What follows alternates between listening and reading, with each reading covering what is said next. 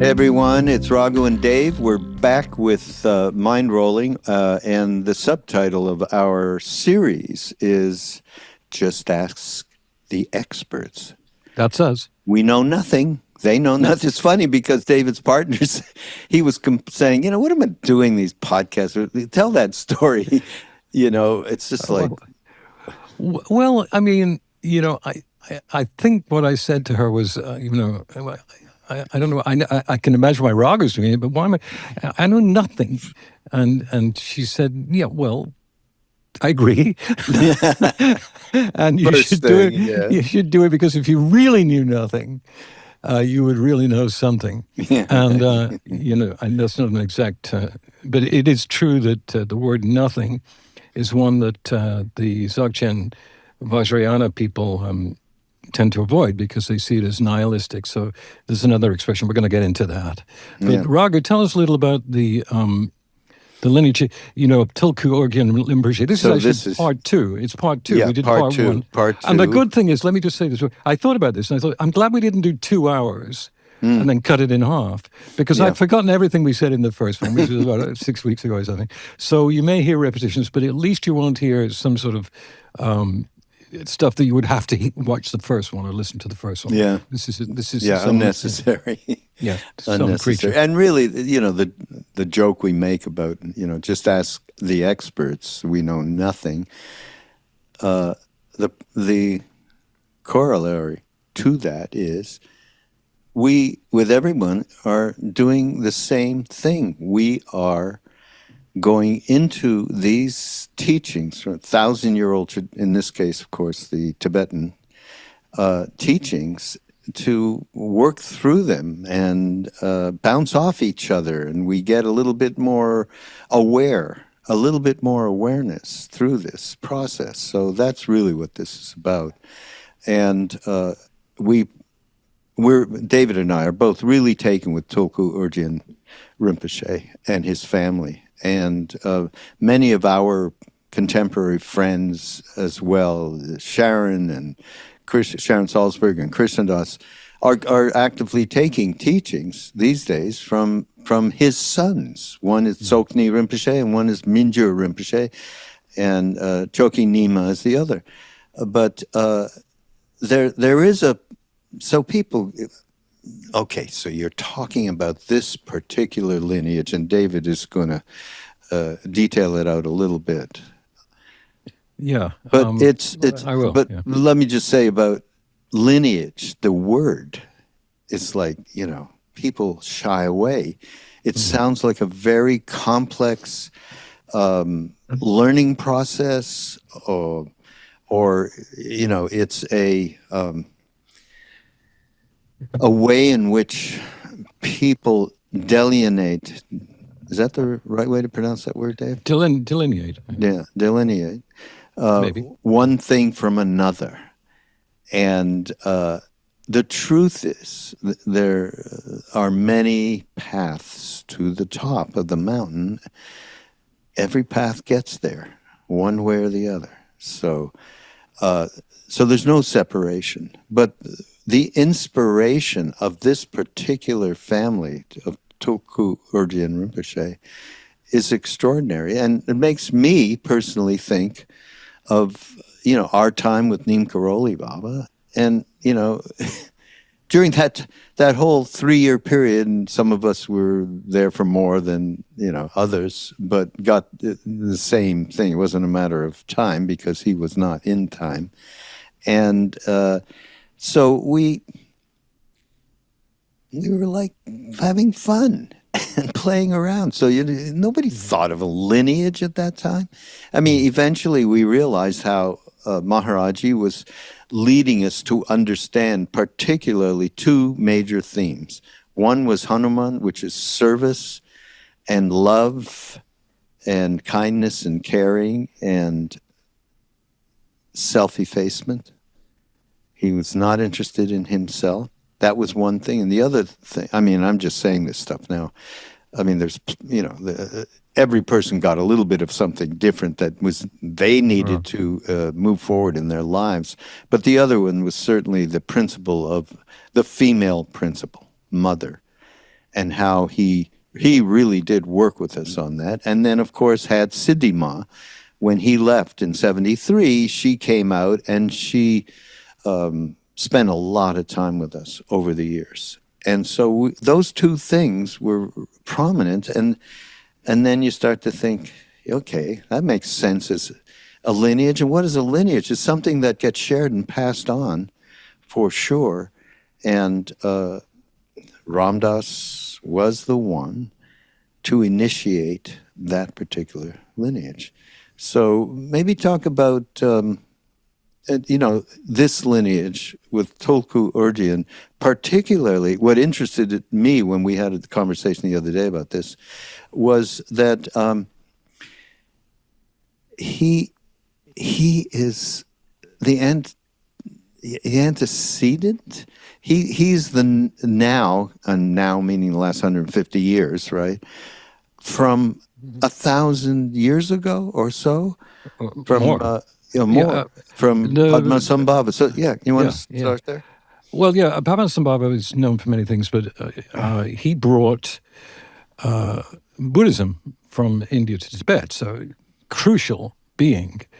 But the more mystical explanation of him is that he was an emanation of Avalokiteshvara, who was one of the original Tirtans and treasure finders and treasure seekers and treasure riders. Yeah, what's a treasure? What are we talking about here?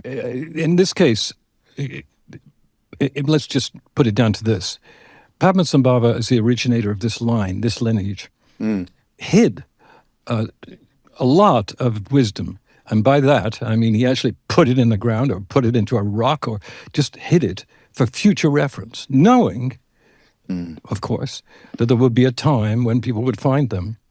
And what happened was a lineage of Tirtans or Terma finders, treasure finders, which either exists physically in a rock or a cave or mentally, that something comes to one of these lineage holders, which has come from a millennium ago, which sounds like madness, frankly. But the truth is that they've proven this over hundreds and hundreds of years. And the fact that Padmasambhava holds such an important place in that lineage means that what he left is still fresh and new and teachable. The question is, how does this work? What is this whole thing about the terma? And I've done some studies about it. I haven't been to Tibet, and I haven't met Tulku Urgyen. He died in 96. I did meet Minjur. But what you know when you meet these people who are alive now is that they are very serious about this. It's not some fairy tale that they've made up. It's like saying that Jesus didn't exist, or a real Christian, if you can find one, who believe in the presence of the Christ consciousness. It's not so hard to realize this when you see that millions, billions of people do believe in that specific thing in the West, that Jesus and Mary exist now in their wisdom, in their knowledge, and in their compassion and renunciation. So, I mean, basically, I'd like to quote something immediately because it sets it really well. It's actually by a woman called Marcia Binder-Schmidt, who co-wrote Blazing Splendor, the autobiography of Tulku Urgyen Rinpoche. So she actually is very close to this. And she says in just a paragraph, she said what it is. Tulku Urgyen Rinpoche's special quality was to begin with the view, and I'll explain that in a minute, then end with it, to train in devotion, compassion, and renunciation, perfecting the accumulations and removing obscurations, all within the framework of the view. The practitioner was encouraged to see all these aspects of practice as the very expressions of the view itself. That was Tulku Urgyen's unique style.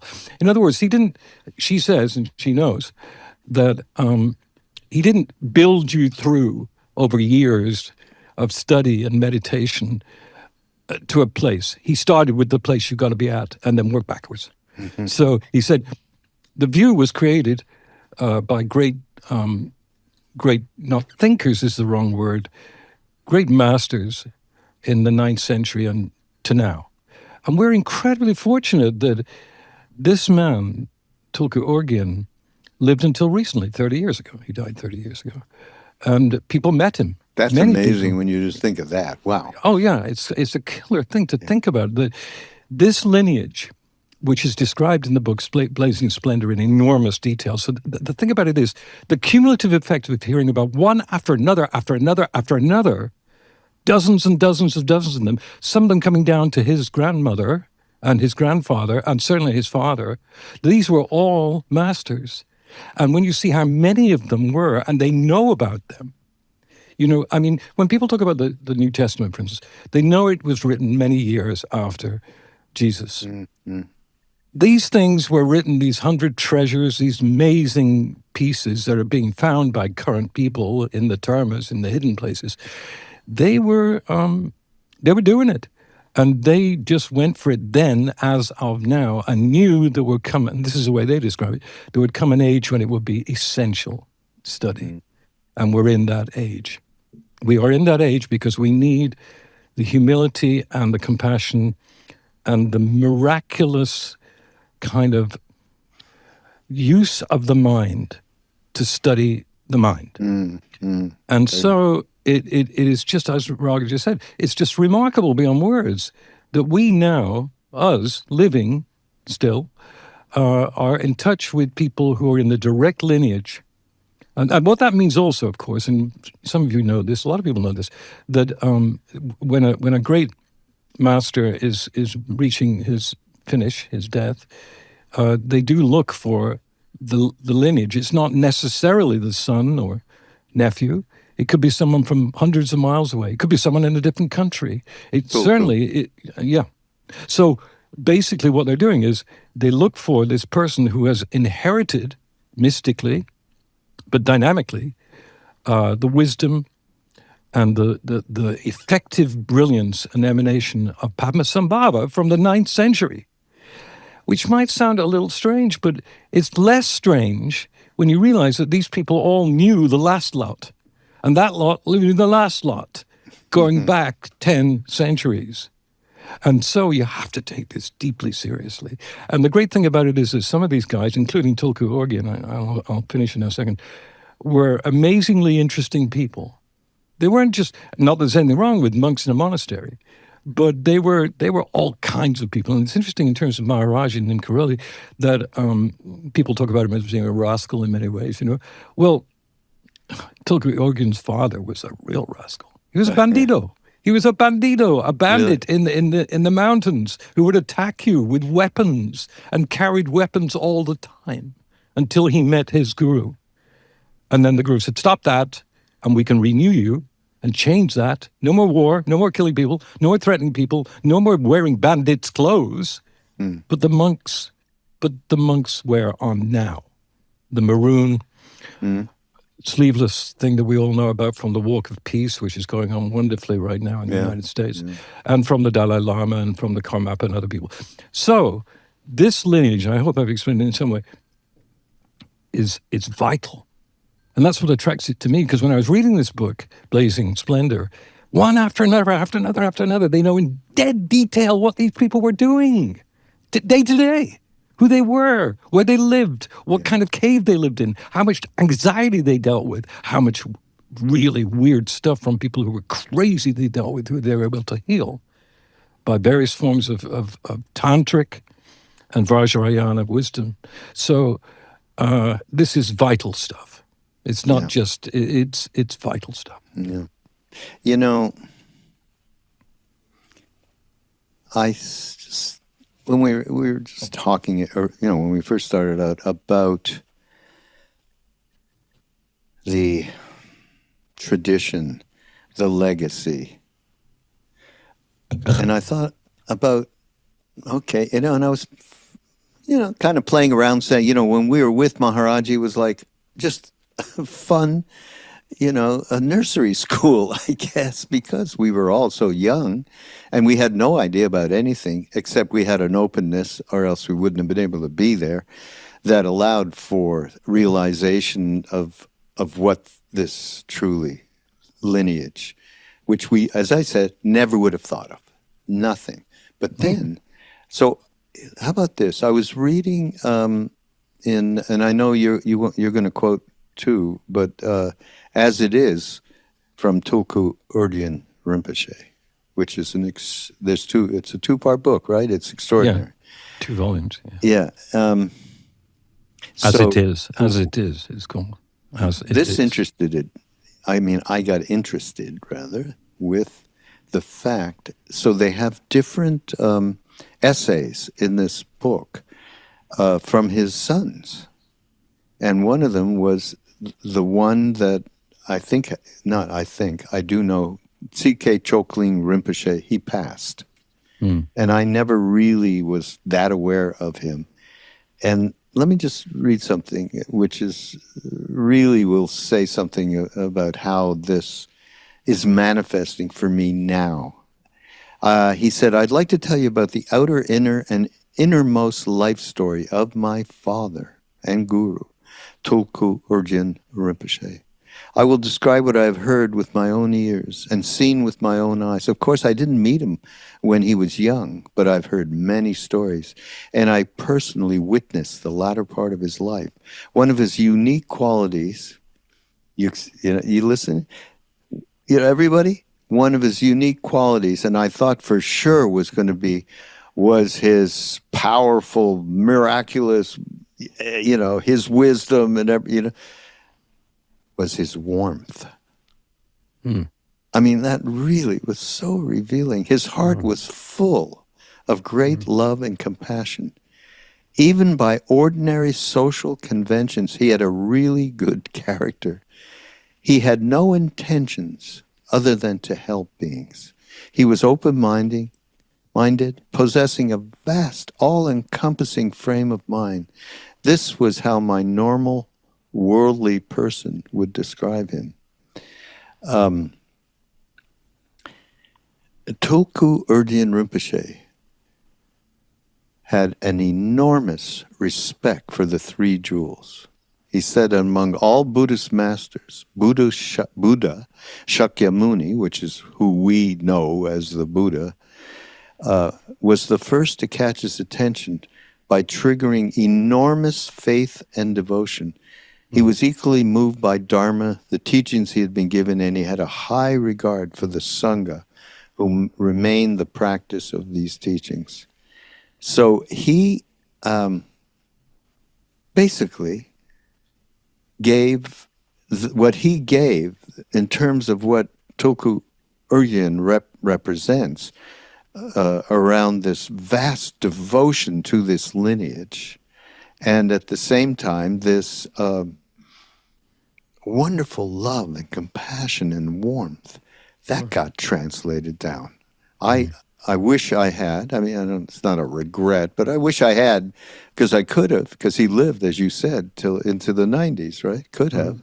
Yeah. And didn't. But you get this through the words of his sons and his own words in that book. And one of the interesting things that he said, his son said, was that whatever he had, he acted completely normal. He was a normal human being. But he had this vast amount of power and love and miraculous accomplishment and clairvoyance and all of that. It was all hidden, he said. This was hidden. Those of us that were really close, his sons and his family, they knew.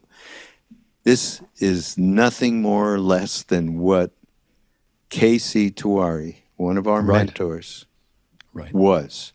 And I look back on Dave, and David directed this wonderful movie, which we should say we're going to show in New York, by the way, everybody, June 6th. Dave's going to come on down and with Krishnas and I, and going to talk about the movie. Brilliant Disguise is the movie. And he was exactly like that. Nobody knew his power. Nobody knew what was inside him. And it carried this particular lineage from Neem Karoli Baba. And nobody would ever call it that. The people that were like us, the Westerners and so on. Nobody would ever have. And it's only now looking back and you get to see the step-by-step way in which this was all created. And the interesting thing is, with Maharaji, it was, yes, all about the Hindu concept of bhakti, love, and devotion. Very much Hanuman represented that. At the same time, somehow he manifested for us, we all became interested in it. So, how that really happens, of course, we haven't the slightest idea, which was Buddhist wisdom, discriminating wisdom. And that was added into the mix. And this is all my personal opinion. I mean, I don't know. I think if you'd asked Krishnadas in particular about this, he in some way he would agree. We were both, actually, the great story, which you've heard, many people have heard, but I'll repeat it just because we're talking about this blend for this particular legacy. Krishnadas had a bad knee. We weren't supposed to go see Maharaji. We were in Vrindavan in India. And he said, look, you got to help me get over there because, this is really bad. And of course, I'm thinking, oh, this is great. A way to get in there. We can get darshan.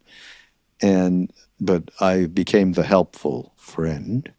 And we hobbled over to the ashram, and they did let us in.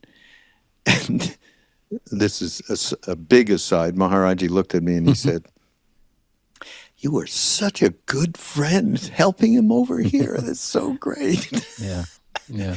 It just mirrored, all I did was feel, oh, I'm just a piece of junk because I had my own self-interest in, never mind helping him out. But anyhow, he did help him out, which is part of the story. But then Krishnadas had a notebook, and he had inside that notebook, had written part of the Mahamudra prayer, right? Core Buddhist Vajrayana prayer. And then Maharaji had the translator translate it, a part of it, and he went, teak, yeah, right on. And then he turned the page, and there was Krishnadas has put a big picture of himself, of Maharaji not Krishnadas, of Maharaji in his diary. And Maharaji said, who's that?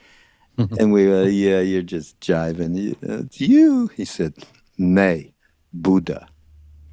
Somehow, David, from that moment, which was, a long, long time ago, to this moment, there's an arc to that. And with many of us, not all of us, but many, many of us that were with Maharaji at the time, that became part of the lineage. It's amazing how you come to these things, really, because I was always interested in Buddhism, but a bit of name dropping coming up here. I once did a project with Mickey Hart, the percussionist, Grateful Dead, and a great musicologist and a very brilliant man. And we talked about Buddhism a lot. And then one time he said to me, let's go and see the taiko drummers. So we saw the taiko drummers together. And then he said, do you know about the Gyuto monks? I said, no. He said, I'm just finished producing their album with maximum equipment and modern technology, and it's fantastic. And the more he talked about it, as a member of a rock band, a very, very iconic rock band, he was saying that really changed his view. That no matter what he came across in life, he could always go back to what he learned from those monks when he was producing them. He just got them in a studio and managed to get their sound perfectly. And, that really sort of, there we were in Marin County, and I thought about it for a while. I thought, this guy's got everything really that you need, that people strive after, fame, glory, talent, whatever, money. He had very little regard for any of that, sincerely. I mean, he was just almost like a monk because of his contact with those people. And I then became friendly with someone who was producing the Shotzi monks. I remember another group of amazing singers, and musicians. So that sidereal way, really through the holy, sacred art that they do. They don't do art. they do communications with the deity via their horns and their, various instruments they play, but mainly through their, multi-tonal voices.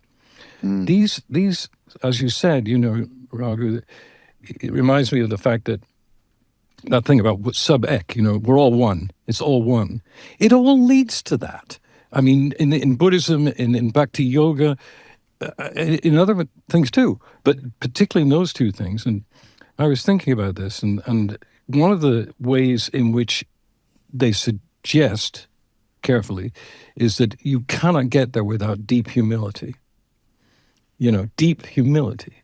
And that's what Tulku Urgyen was, and his sons are. His sons are possibly more outgoing because they're a generation or two down, but, they really, they make it clear to us when you go and see them, or when you read them, or we listen to them, that they're all, they're saying separateness and ego. It's the same thing that's been said forever. That's what causes problems. That if you can't move towards a process, a way in which separation seems to be the exception and not the rule, and that the basic rule for being a human being is oneness.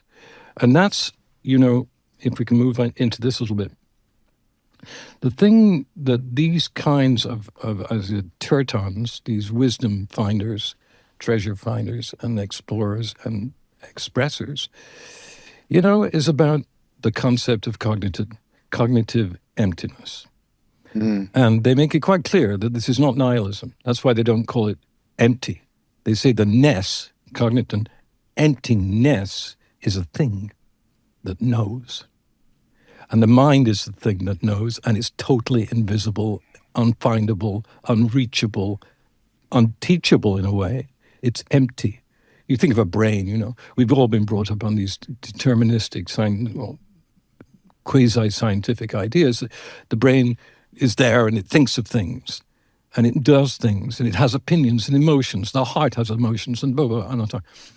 What these guys are saying, and women, of course, because there were many, many female deities and followers of deities and teachers, they're saying, well, that separateness, it doesn't work. It just doesn't work. As long as you're thinking that everything is separate and there's an object there and this is, you're not thinking about the mind then, because they're saying the mind is the only reality. This goes away. These two guys on this screen right now are listening. If you're driving in your car listening, we will be gone relatively soon, never to return. Gone, and so will you. And so will everyone that ever existed, including these guys. But what they said was that what goes on, what keeps going is this concept. It's not a construct. It's sort of a concept, though, that this invisible power that we know of, because I'm talking right now based upon its wisdom, not because I'm wise, it is wise, is completely invisible, unseeable, untouchable, nothing, emptiness, and yet it holds all reality, all opinion, all emotion, all wisdom, all physical things. And so, basically, I've made some notes here, and I should refer to them. I don't want to ramble too much. Tulku Urgyen Rinpoche was conscious of what they call natural mind, which is what we're talking about, when he was 4. Think about what you were doing when you were 4. I mean, I remember going to the bathroom. I mean, he was 4 when he felt this emptiness as being the power, the wisdom, the love behind everything in the universe. And it's invisible, untouchable, but not unknowable, because it knows. And he says, our mind is empty, and yet it does think. So that's like a real metaphor, in fact, for the whole damn thing. The mind is empty. You cannot find it. It's not in the synapses. You can dig into the synapses. You can do all kinds of objectivization of this. And that's what we do in the West, isn't it? We build spaceships to go and find things that are in ourselves. Yeah. Yes. So this emptiness, this cognitive emptiness that they speak of all the time is, but I'm quoting here, look really well, he said, into the nature of your mind. The guru is not outside, but within. Face to face with true guru in the natural mind moment, That if you have a moment when you're able to realize that through meditation or just revelation, you're face to face with your guru. He's not over there in the Himalayas or in Ojai or Asheville. He's in here, in the mind. And the only way we can get to the mind is the way you turn on a radio to listen to a radio. You turn on your phone to listen to music. The phone is not making the music. The phone is transmitting the music. And even the people who are making the music are not, strictly speaking, making the music either. Not You're the getting real music. Yeah, right. So this is. So you say, well, what the hell good is this if it's empty? And he says, no, you can verge into nihilism if that is your karma.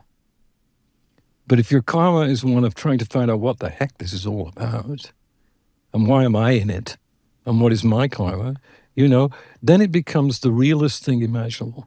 The realest thing imaginable, because it does not disappear. It's always here. So be here now is not only Ram Dass's precept of just be in the present. It's saying be here now and you're everywhere. Be here now and you're in wisdom. And if you're not here now for any reason, you're veering away from wisdom. We all do it, I mean, when you walk out on the street, you look left, you look right at the traffic. You have to. You get run over. When you're at school, you pass the exams. When you're hungry, you eat. When you get a car, you drive. These are all things we do, and there's nothing wrong with them. But they're impermanent. Clearly impermanent. I mean, when I think of my mother, my father, my elder brother, and my elder sister, they're all gone. They're all dead. But I think of them all the time. And their imprint upon my entire life is deep. And it's emptiness, because they're not here. But their valuable treasure within them is forever available. That might sound a bit abstract, but I don't mean it to. I think, this is the topic of emptiness is Yes. gigantic. And even these are the two of us as experts maybe don't get that far, except my understanding is twofold. One is a quote from Bob Thurman when we talked about this at one of our retreats. And he said, emptiness is the womb of bliss. Empty, okay? And you sort of can catch onto that in fleeting moments through some sort of practice or meditation or reading one of these books that we're speaking to. You can get it a little bit. But the thing that really makes sense to me is that as long as there's a projection from your mind that everything that is happening is real, then you got a problem. These people, these advanced, shall we say, people, not even to the point a Neem Karoli Baba or a Karmapa or Tulku Urgyen, but just wise people understand that there's no substance to what it is that you're doing. It's not, and when you're in this state that some of these beings get into, and the one that I'm most familiar with is, of course, K.C. Tuari in terms of being in a very, very high state. There was no attachment to the thing we call Mimi at all. And it wasn't like you stopped thinking or stopped taking actions. None of that. But there was no string. They had no string that was pulling them in one direction or another. And so another really tough word, so from emptiness, is actually guru.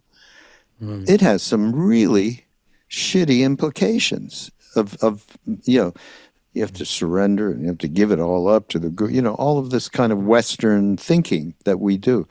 But here's something from Mingyur Rinpoche, okay, Tulku Urgyen's, one of his sons.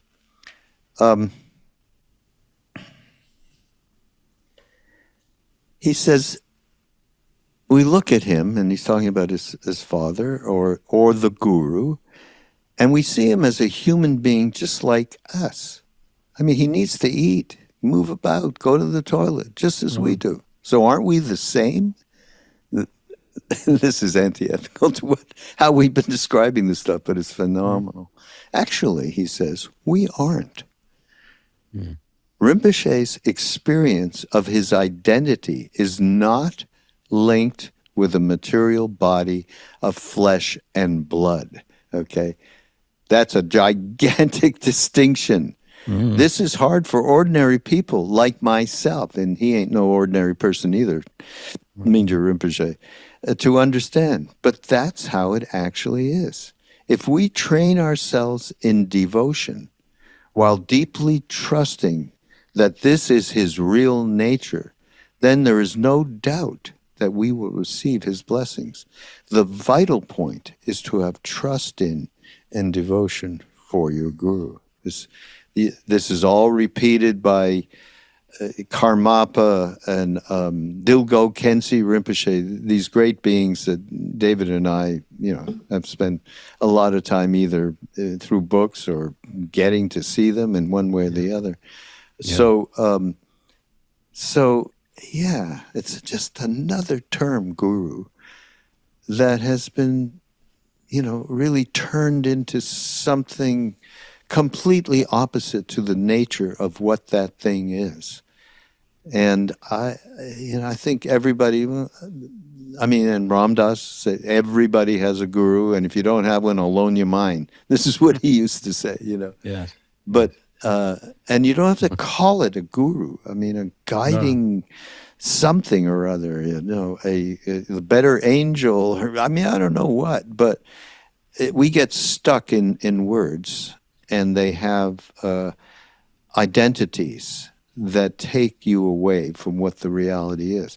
When I met Maharaji in the first moment, and just, I was, okay, I knew first of all, I knew that this wasn't new. I knew whatever this was, this thing, but I knew before and I would know after and present. And I was in awe, of what that thing is. So that's what devotion, that's, I had no intellectual relationship with what that was at all. So in the first days of being, I was really innocent, and everything was coming completely unburdened by my mental thing. And we hope that's where we can get to, where we're not again lineage. We're lucky that we can bite into that. Yeah. I read something a couple of days ago actually, which blew me away. I was thinking of my own lineage. My father, who was a very normal person, businessman, in England, and his choice of reading was usually about football or cricket. That was what he wanted to read. And then one day he came home from the library with a bunch of Gurdjieff books, and then between the age of 58 and when he died at 65, he wasn't a Gurdjieff follower, but he read the books all the time because he needed to go there. And so I was reading just a couple of days ago that Gurdjieff got his thing from his father. And I was thinking, isn't that interesting? Gurdjieff got his thing from his father, and I got Gurdjieff from my father. Now, it's not a lineage like we're talking about here, which is, but what it is, passing down. It really is that. It's making sure that what you know and what you feel people maybe should know in a way. And I got to name drop again a little bit because I've been writing about Bob Marley in the last couple of weeks for a Substack piece. Oh, and I'm writing, and I just finished it. By the way, everybody, what's a Substack? I mean, those of you, it's really happening now where people like you, David, are able to have a platform to share stuff. And it's very well done because, you can't, as in Facebook or these things, you cannot write negative things to someone if you don't like them because they wrote something, because you have to pay if you do that. So you actually have to pay to be a mean person. so it's true. And anyway, so I was thinking about what would the first thing that I would write about. I thought it would be morally. And the reason I bring it up is that I looked at an interview that I directed in 1980.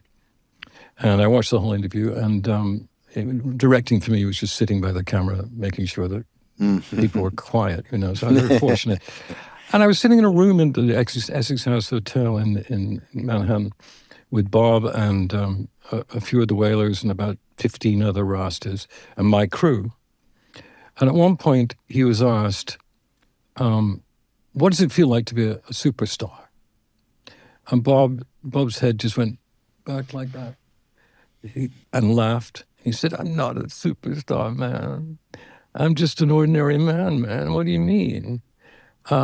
He said, but so many people love reggae music because of you. He said, yeah, well, I'm just a simple man with a little message. That's it. I'm not a superstar. I have no career. I have no ambition. I just must work for Jah. I work for Jah. So when I write something, it's for him. So when I say get up, stand up, I mean get up, stand up because you're a human being and stand up for your rights. But most of the time, as in Redemption Song, as in Coming In From the Cold, as in many of his greatest music, he's talking about surrendering your ego to something greater and being in the presence by just singing or listening to music of something which will radically metamorphose you if you really are listening. Now, for Bob Marley, Bob was a very regal figure, you know. I mean, he was powerful and extremely charismatic. But when you were sitting with him talking to him, which I did many times, fortunate enough to do that, both in his home and here, and the humblest man you could imagine. The humblest man you could. And I was thinking when, you know, Urgyen Rinpoche talked a lot about humility. The greatest of the Tirtans that he was with would say, like there was one in particular, I don't remember his name, there's 50 of them that I've come across so far. If you bowed to him, he would leave the room. So people would test it out. And they'd go and see him. I don't know which one it was, really? Samten Gatso or Torgang Norbu. It was one of these guys. And someone would say, well, bow to you. And he would just split. Tulku Urgyen. He left when he bowed to him? Yeah, well, this actually wasn't Urgyen. It was one of his teachers. Oh, one of his father's friends. And that's what they were like. All of them were like this. They did not like to be pointed out. They would not sit on a throne. They wouldn't wear brocade robes. Really? So people would come and see them in these remote Tibetan monasteries and travel on horseback for 5 weeks or something. And they'd get there and they'd be wearing brocade because they wanted to honor the great Tirtan master that they were going to visit. And he would say, I'm not that. I'm just a simple guy. Take away the throne. Take away the brocade. I'm just like you.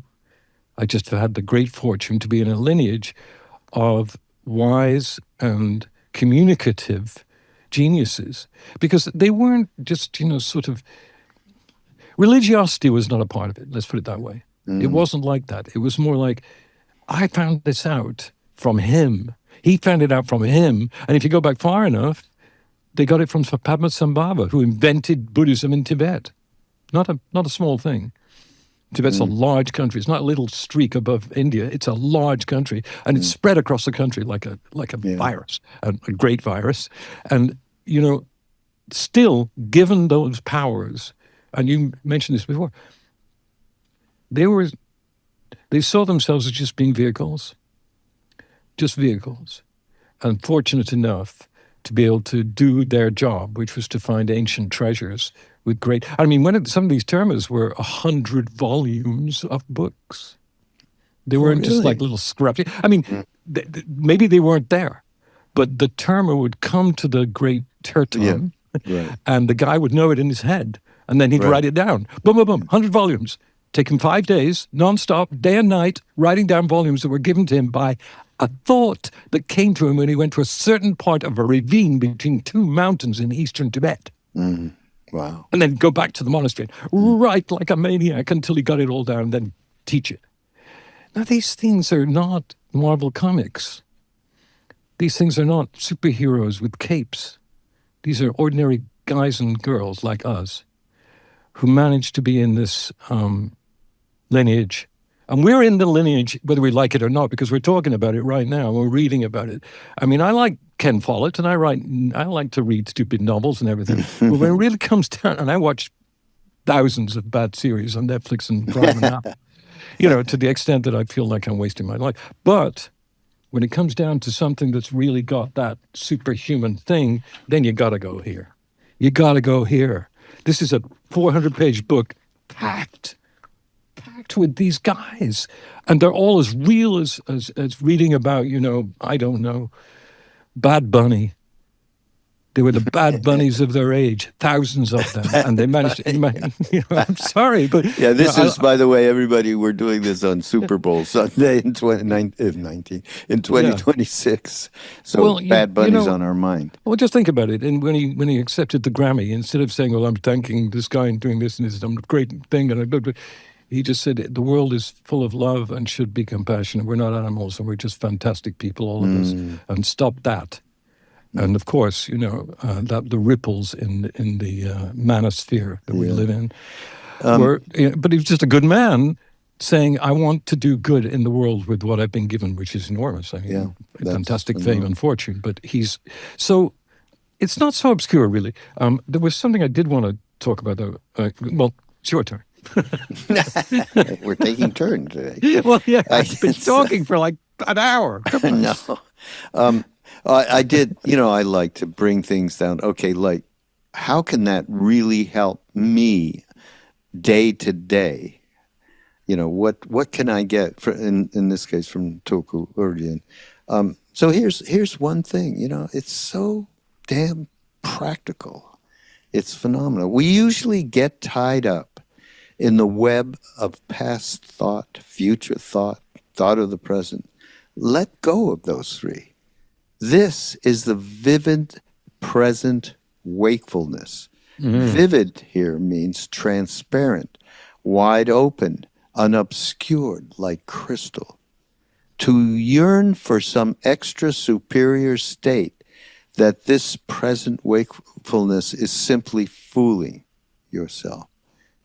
I'm sorry, let me say that again. To yearn for some extra superior state than this present wakefulness is simply fooling yourself, while recognizing, rest naturally. If you recognize it, you are Buddha. If not, you are a sentient being. It is very simple, very clear, like the dividing line between light and shadow. You cannot separate a lit area and a shaded area from each other. They are so close. It's like the front and back of your own hand. Buddhas and sentient beings are only that far from each other. Rinpoche showed his hand then. This is what this is in actuality. This is the front, this is the back. They may seem to be apart from each other, but actually they are very close. So again, this is all about projection of mind. And, look what we do. I mean, this is more, not, a little lesson in Be Here Now is how he's saying, I don't think we've mentioned it, but I think we've mentioned it before. Rigpa, what Dzogchen talks about, which is pristine awareness, knowledge of the innermost nature of the mind, and then the best expression, to me, I love it, knowledge of the ground that you are walking on. So that means just completely being absorbed in the moment. And whenever you catch yourself going into the future or the past or some emotion of the moment, of the present, you realize that and you go back. As Sharon Salzberg says so often, the beauty for us as humans, we can start over. You can return. Yeah, we can return. And she's the best expresser of that I've ever come. I mean, the use of that word from her was really important in my life because I often felt like I was losing it or I'd forget it or how can I get it back? And Sharon was the one that somewhere at some point said, you can always get it back.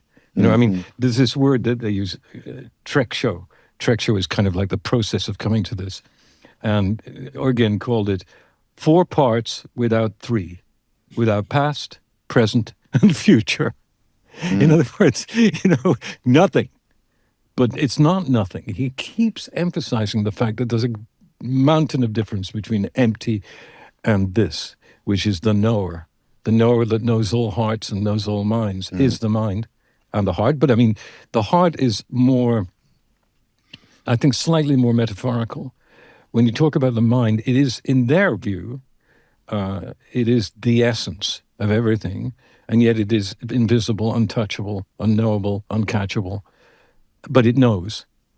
So what is that? What is the emptiness that knows? Some people would call it God. Bob Marley would call it Jah Almighty, Rastafari. As you said at the beginning of this, Raghu, there are no rules about who can say what about this.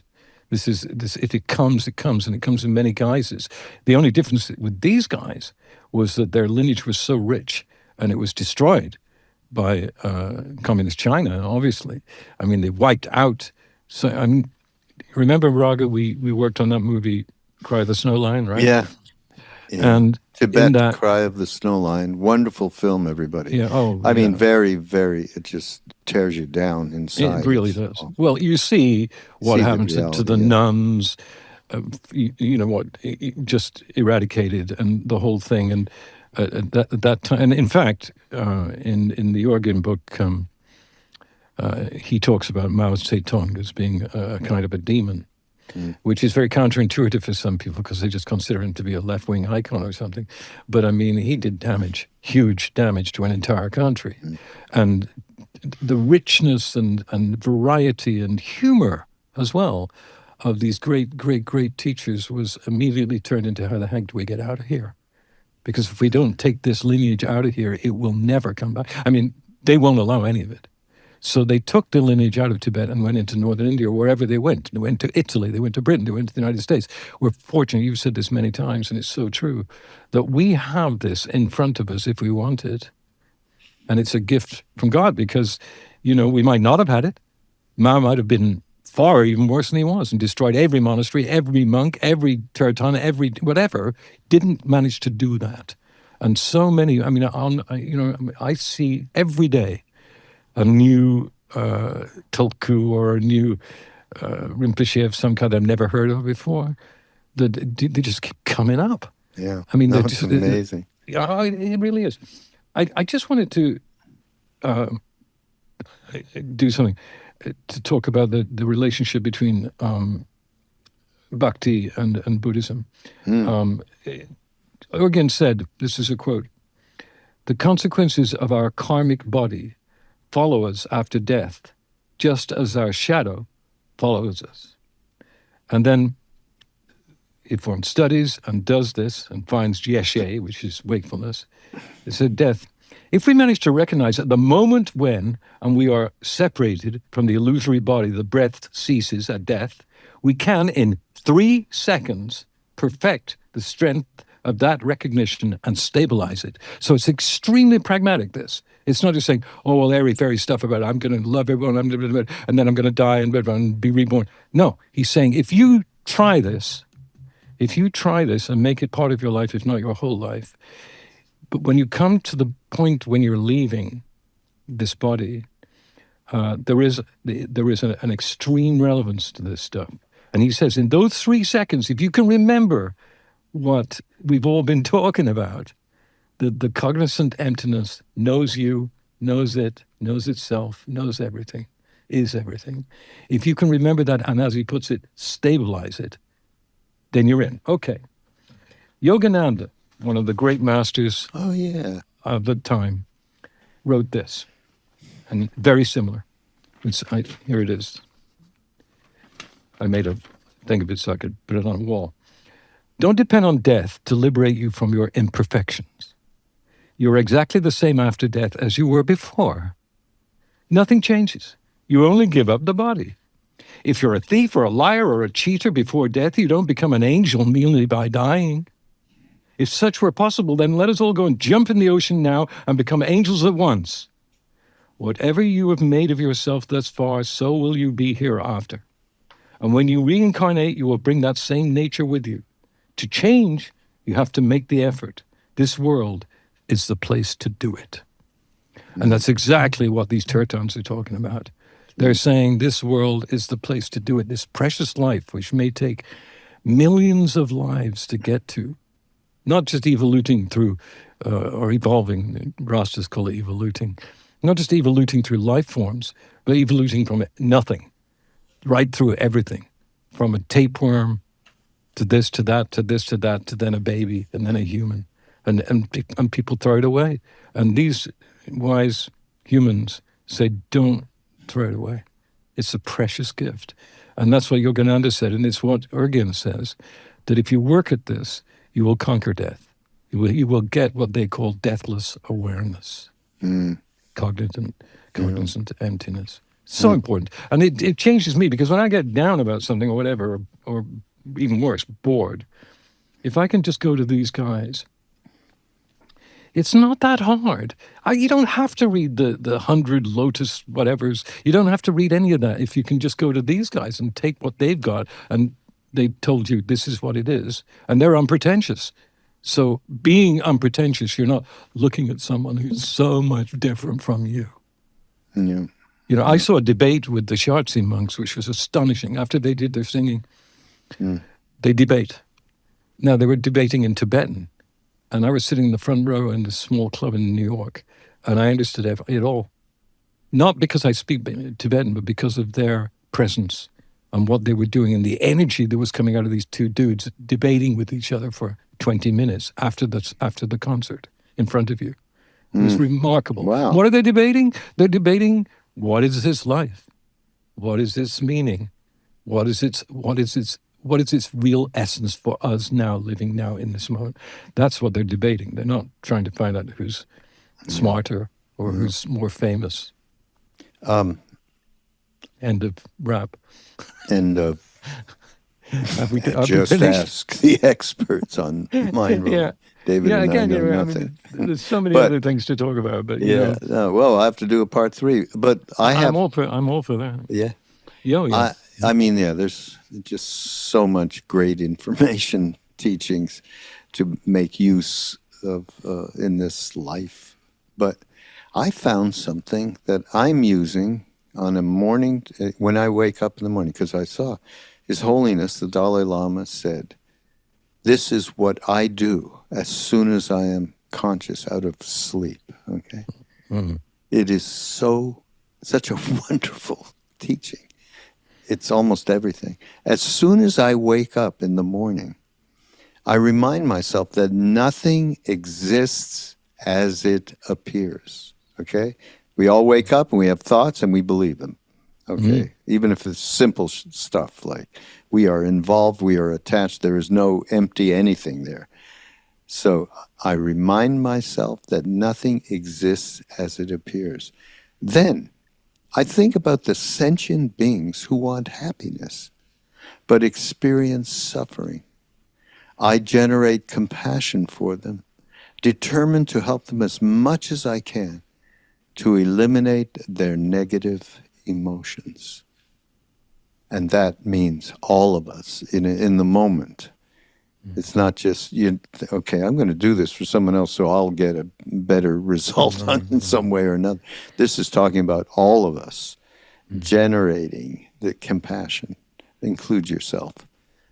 So that's His Holiness, the Dalai Lama. What could be better to start the day? Yeah. Because sometimes we all do start the day sometimes going, oh God, I've got to do that thing today. Oh my God, I don't want to do we it. get into a negative emotion. And the day is kind of precognition. You created your day by that. Yeah, But right.